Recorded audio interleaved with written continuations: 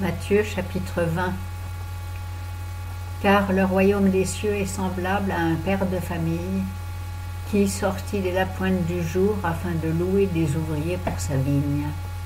Et étant convenu avec les ouvriers d'un denier par jour, il les envoya à sa vigne. Il sortit encore vers la 3e heure, et il en vit d'autres qui étaient sur la place sans rien faire. Et il leur dit : Allez, vous aussi à ma vigne, et je vous donnerai ce qui sera raisonnable. Et ils y allèrent.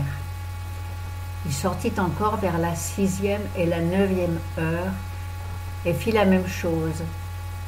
Et vers la 11e heure, il sortit, et en trouva d'autres qui étaient sans rien faire.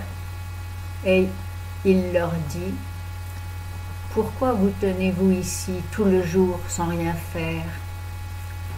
Ils lui répondirent : Parce que personne ne nous a loués. Il leur dit : Allez, vous aussi, à ma vigne, et vous recevrez ce qui sera raisonnable. Quand le soir fut venu, le maître de la vigne dit à son intendant : Appelle les ouvriers et leur paye leur salaire, en allant des derniers jusqu'aux premiers. Et ceux de la 11e heure étant venus reçurent chacun un denier. Les premiers étant aussi venus s'attendaient à recevoir davantage, mais ils reçurent aussi chacun un denier. Et l'ayant reçu, ils murmuraient contre le père de famille, en disant : Ces derniers n'ont travaillé qu'1 heure, et tu les as égalés à nous qui avons supporté le poids du jour et la chaleur. Mais il répondit et dit à l'un d'eux : Mon ami, je ne te fais point de tort. N'es-tu pas convenu avec moi d'un denier ? Prends ce qui est à toi et t'en vas. Je veux donner à ce dernier autant qu'à toi. Ne m'est-il pas permis de faire ce que je veux de ce qui est à moi ? Ton œil est-il méchant parce que je suis bon ?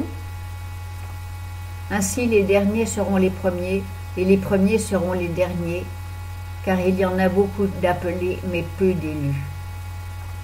Et Jésus, montant à Jérusalem, prit à part sur le chemin ses 12 disciples et leur dit : Nous montons à Jérusalem, et le Fils de l'homme sera livré aux principaux sacrificateurs et aux scribes, et ils le condamneront à la mort. Et ils le livreront aux gentils pour être moqué et fouetté et crucifié. Mais il ressuscitera le 3e jour. Alors la mère des fils de Zébédée s'approcha de lui avec ses fils et se prosterna pour lui demander quelque chose. Et il lui dit : Que veux-tu ? Elle lui dit : Ordonne que mes 2 fils qui sont ici soient assis l'un à ta droite et l'autre à ta gauche dans ton royaume. Mais Jésus répondant leur dit : Vous ne savez ce que vous demandez. Pouvez-vous boire la coupe que je dois boire, ou être baptisé du baptême dont je dois être baptisé ? Ils lui dirent : Nous le pouvons. Et il leur dit : Il est vrai que vous boirez ma coupe, et que vous serez baptisés du baptême dont je serai baptisé. Mais d'être assis à ma droite et à ma gauche, ce n'est pas à moi à l'accorder, cela ne sera donné qu'à ceux à qui mon Père l'a destiné. Les 10 autres ayant entendu cela furent indignés contre ces 2 frères.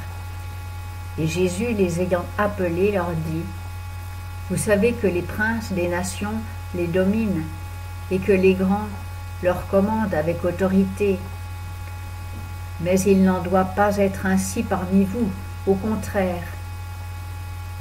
Quiconque voudra être grand parmi vous, qu'il soit votre serviteur, et quiconque voudra être le premier entre vous, qu'il soit votre esclave. Comme le Fils de l'homme est venu, non pour être servi, mais pour servir, et donner sa vie en rançon pour plusieurs. Et comme il partait de Jéricho, une grande foule les suivit.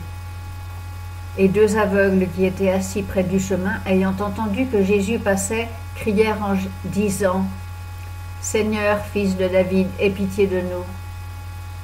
Et le peuple les reprit pour les faire taire, mais ils criaient plus fort : Seigneur, Fils de David, aie pitié de nous. » Et Jésus, s'arrêtant, les appela et leur dit, « Que voulez-vous que je vous fasse ?»